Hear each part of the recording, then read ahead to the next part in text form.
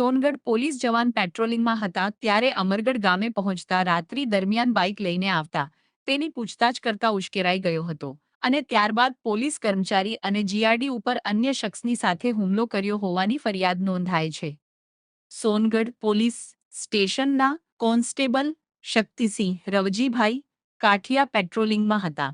તેમની સાથે અન્ય કર્મચારીઓ અમરગઢ જીથરી ગામે પહોંચતા બાઇક લઈને આવતા અમિતભાઈ ભોળાભાઈ હરણને ક્યાંથી આવો છો પૂછતાછ કરતા ઉશ્કેરાઈ ગયો હતો.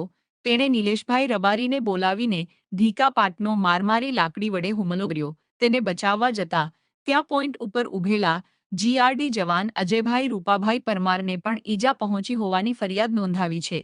ત્યારબાદ પોલીસે આગળની કાર્યવાહી હાથ ધરી હતી.